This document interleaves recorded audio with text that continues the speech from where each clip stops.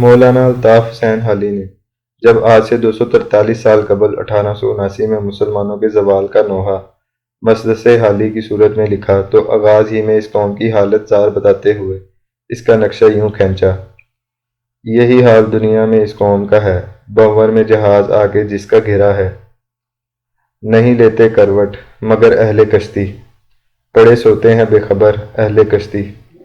ٹھیک یہی حالت آج پاکستان کے ارباب اختیار اور اہل سیاست کی ہے کہ عین جس لمحے اس قوم کو متحد اور بیدار ہونا چاہیے تھا، یہ کشمکش اقتدار اور مستقبل کی حکومت کی منصوبہ بندی میں اسی طرح الجھے ہوئے ہیں جیسے بغداد پر ہلاکو کے حملے کے وقت عوام اور خواص گروہوں میں تقسیم ہو گئے تھے اور خلیفہ سے دشمنی نبھانے کے لیے ابن القمی نے ہلاکو کو بغداد پر حملے کی دعوت دی تھی، لیکن جب وہ سب کو رونتا ہوا بغداد میں داخل ہوا تو پھر ہلاکو کی تلوار سے کسی کی بھی گردن سلامت نہیں رہی تھی۔ لیکن یہاں تو معاملہ صرف پاکستان کا اکیلے نہیں ہے، بلکہ اس وقت پوری دنیا آنے والی جنگ سے تھر تھر کانپ رہی ہے۔ دنیا کے تمام امیر ممالک سر جوڑ کر بیٹھے ہوئے ہیں کہ یوکرین اور روس کی جنگ، جو یقیناً بہت طویل ہوتی نظر آتی ہے، اس کے دوران پوری دنیا پر جو قحط، بے روزگاری، افلاس اور سہولیات کے فقدان کا دور آنے والا ہے، اس سے کیسے نمٹا جائے۔ روس اور یوکرین کے ممالک، جہاں اصل میدان جنگ گرم ہے، یہ دونوں ممالک دنیا کی روٹی کی ٹوکری، بریڈ باسکٹ ہیں۔ دنیا کا 30% چاول، گندم اور دالیں انہی دونوں ملکوں میں پیدا ہوتی ہیں۔ سورج مکھی جس سے خوردنی تیل بنتا ہے اور پکوان تلے جاتے ہیں، پوری دنیا کا آدھا اس علاقے میں اگتا ہے۔ دنیا میں جب سے گیس دریافت ہوئی، روس اس وقت سے دنیا کا سب سے زیادہ گیس برآمد کرنے والا ملک ہے اور تیل برآمد کرنے والا بھی دوسرا بڑا ملک ہے۔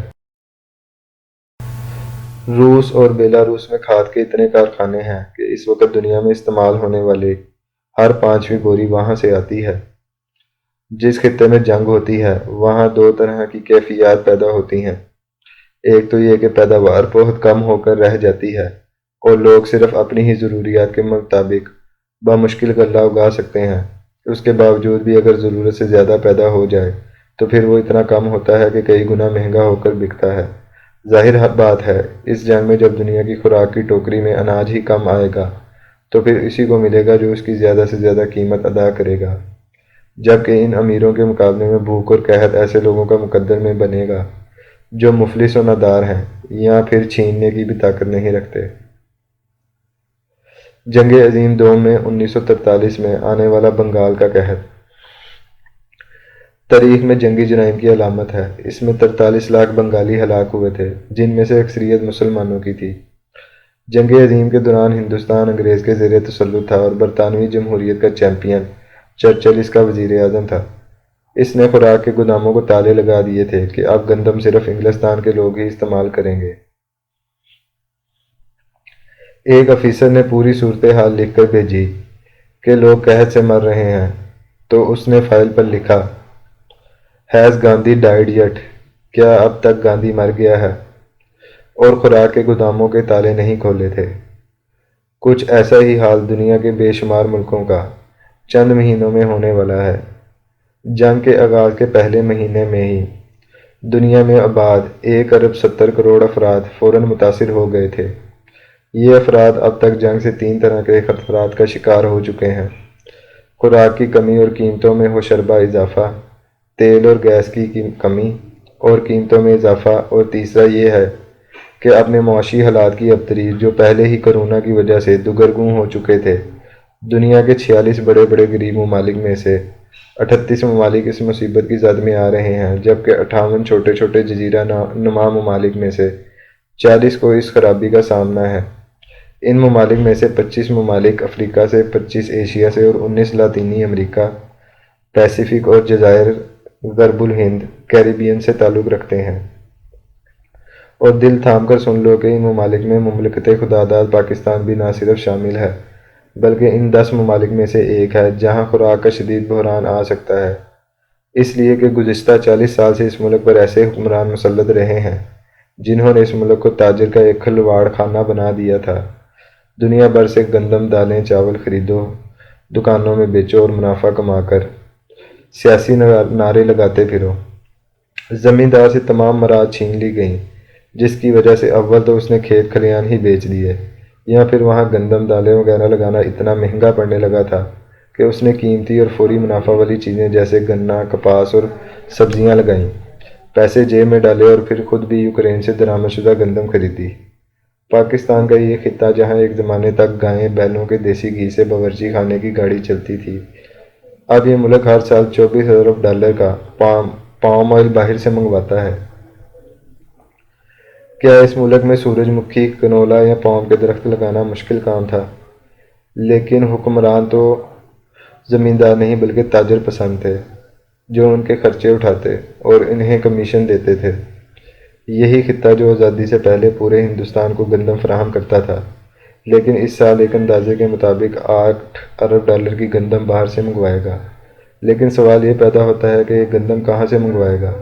پہلے یوکرین سے آتی تھی، اب تو یوکرین والے زیادہ سے زیادہ اپنے اتحادی یورپی یونین کو ہی گندم سپلائی کر سکیں تو بھی بہت بڑی بات ہوگی۔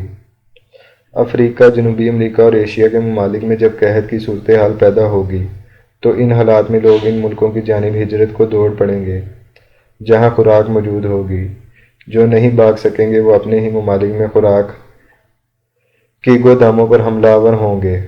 ویسے بھی ابھی تک 65 لاکھ یوکرینی اپنے کھیت کھلیان چھوڑ کر اپنے ہی ملک میں محفوظ شہروں میں جا چکے ہیں، جبکہ 35 لاکھ ملک ہی چھوڑ چکے ہیں۔ جنگ جیسے جیسے باقی ممالک کو اپنی لپیٹ میں لے گی، دنیا میں ہتھیاروں کی ایسی دوڑ شروع ہو جائے گی جس سے بچنا ناممکن ہوگا۔ اپنی حفاظت کے لیے ریاستوں کو پیٹ کاٹ کر ہتھیار حاصل کرنا پڑیں گے۔ جنگ کے شعلوں کا عالم یہ ہے کہ سویڈن جیسا ملک، جو کبھی نیٹو کا اتحادی نہیں بنا تھا، وہ بھی مجبوراً اس میں شامل ہو گیا ہے۔ روس کی گیس کے مقابلے میں کوئلہ خریدا جا رہا ہے، یا پھر خلیج سے LNG ابھی سے تیل کے لیے یورپی ملکوں میں قطاریں لگ رہی ہیں۔ غریب ممالک تو اس کا مزہ چند ہفتوں میں چکھنا شروع ہو جائیں گے۔ صرف ایک چھوٹے سے ملک سری لنکا میں قحط سے متاثر ہونے والوں کی تعداد 50 لاکھ ہو سکتی ہے۔ یوکرین کے ساتھ جس دوسرے خطے کو گرم کرنے کی تیاری ہے وہ پاکستان اور بھارت ہے۔